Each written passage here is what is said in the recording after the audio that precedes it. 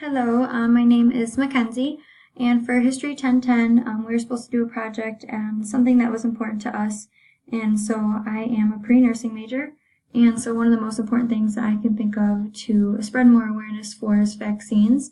So through this project, I just want to talk about what vaccines are in general, some misconceptions that go along with vaccines, like it causes autism, causes seizures, causes you to actually get the illness that you're trying to protect against, and then also some consequences of diseases because people aren't getting vaccinated. There's many different facts about those, so I can just show you those later. And then also benefits of getting vaccinated. So to start off, what is a vaccine? A vaccine is the administration of antigens to the host to induce formation of antibodies and cell-mediated immunity. Immunization is practiced to induce protection against many infectious agents and may utilize either inactivated or killed material or live and attenuated agents. Some facts, general facts about vaccines. Vaccines help develop immunity by imitating an infection, but this imitation infection does not actually cause illness. So I think this fact is really important when it comes to deciding whether or not you're going to be vaccinated. To kind of explain this, so in my anatomy, physiology class, of course, we talked about vaccines. And what happens is when you get the flu vaccines, for example, when you get that, you're actually putting a dead virus or a dead look-alike to what the flu would be if it was a live virus. So when it goes into you, your body actually can memorize it and then recognize it the next time you actually are going to get the flu. So when you do get the flu vaccine, your body recognizes and it gives, in a sense, your body a head start to when you actually are going to get sick. So that's kind of what it talks about in the second point. And then around 90% of parents choose to vaccinate their children. In 2015, 72% of children in the United States had received the complete vaccine series for all of the vaccines listed below, which I think is really good, honestly. And I'm not just saying that because I am interested in the medical field, but in a sense of like being a parent and wanting to protect like your children, not even that, but just the community in general.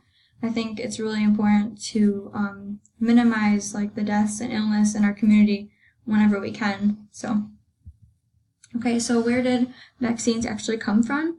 The word vaccine came from the Latin word for cow, vacca. So I actually found this kind of funny in my anatomy class.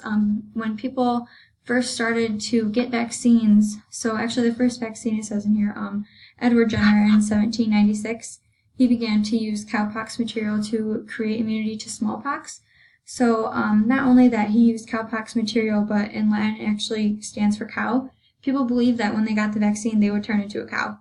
Now that may seem kind of silly now, which I thought it was, but back then it was actually like they thought it was a real possibility. So vaccines first started to be thought of around the 1500s. So they first started to be thought of because of the measles. Back then, measles was like a huge thing. 1 in every 3 children died due to diseases. And so then when the vaccine started being made, society thought it was like a great thing, but they're also super skeptical because no one has ever heard anything about it like before then. So then I'm going to talk about the vaccine misconceptions now. So these are reasons why people usually don't get vaccines, because different things have been published or whatnot, stuff like that. So the first one is autism. So many people believed if they were going to get vaccinated, then they would get autism. A professor in the old days published an article stating that vaccines caused autism, so many people didn't vaccinate, which was kind of crazy. It was super hectic back then because a lot of people actually followed him, because when you're a professor, you're looked at being professional, of course. So people always thought there was a lot of intelligence coming behind that thought, but then later they found out that he was lying, and then the article was taken down. But even after the article was taken down, people still had that idea in their head that it would cause autism. So that kind of led a lot of people to not be vaccinated, of course. And there's actually a bunch of studies too I didn't mention in here, but a bunch of studies that have showed that even when you get vaccinated, it does not cause autism. You are either going to have autism before you get vaccinated, or like when you're born, babies get vaccinated basically right after they're born. So I can see where people would get that misconception from, but at the same time they looked at babies after they're born getting the vaccination and then babies who didn't get the vaccination and the autism correlation, and there's no correlation between those at all. So, and the second misconception is the infection. So many people believe that when you get vaccinated for something, you actually become ill with that infection. So the way I like to explain this is if like you're getting a vaccine, again, I'll use the flu because it's easy, everyone knows the flu. You're getting a vaccination for the flu, and like I said, your cells memorize the dead antigen of the flu. So say you get the flu shot in your arm. Well, as your body is reacting to what's in your arm, say you have a cut in your foot. So your body's immune system is now kind of spread all over the place. So when it's attacking the dead virus in your arm, which is the flu, you're going to have less cells to attack the real virus that's coming in through your foot. So a misconception, or I can see people leading to the misconception, is when you do get the flu, the flu vaccine, your body has less immunity to the other things. So say if you did get the flu shot and you are feeling flu symptoms, those flu symptoms are from something else. It's not from the flu, because it is a dead antigen. Like I explained, it's just you have less immunity to what's actually going on because your immune system is attacking already the dead virus. So yeah, that's pretty much it for that one. And then another misconception is seizures. So many people believe that vaccines cause seizures. A big reason why people thought this was because there was a case study of a little boy who got vaccinated and then started having seizures. So everyone kind of was standoffish to getting vaccinated, but it actually came off. They did more studying and he went to the doctors and everything like that, and they found out that it wasn't the antigen of the vaccine, like the dead virus, that triggered his vaccine. It was actually an ingredient inside of it that made it more susceptible. So it was actually a trigger for seizures for him. So it wasn't just the vaccine part of it, but it was the ingredients that go with the dead antigen inside of the vaccine that actually triggered his seizures. Okay, and then these are the case studies that I wanted to bring up that are reasons why getting vaccinated is so important. So you can just read these. These are just times in the world where we've definitely needed vaccines. You can see how many people have died due to different diseases.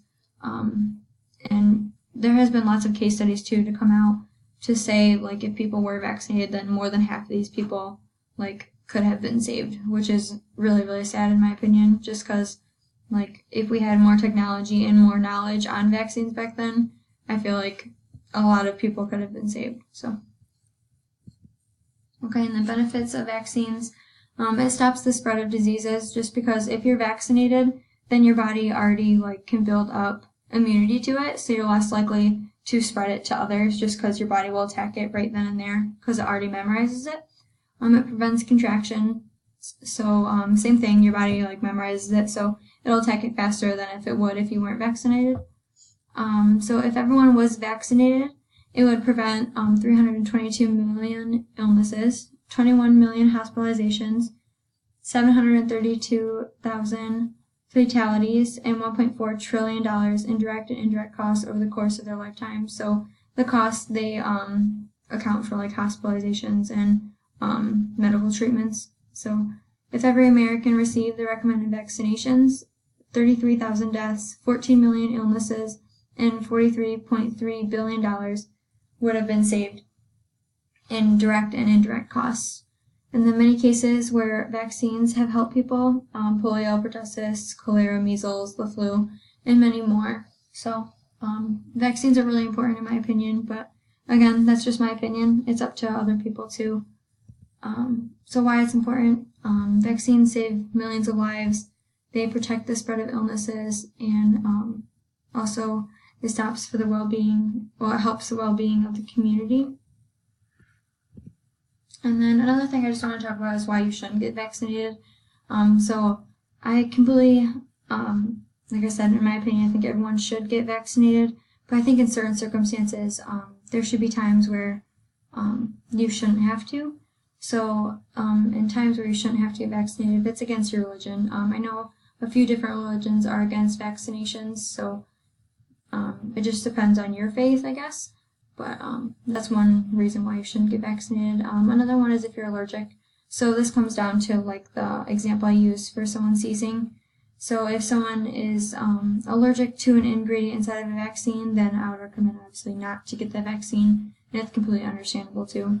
And then another reason why I shouldn't get vaccinated is in a weak immune system. So like I said, if you get vaccinated and it's attacking something in your arm, then you're more susceptible to other things just because your immune system is so focused on the vaccine. So if you already have a weak immune system, you don't want to make it even more weak by getting a vaccine. So here's a look. And then just my works cited page. So thank you so much.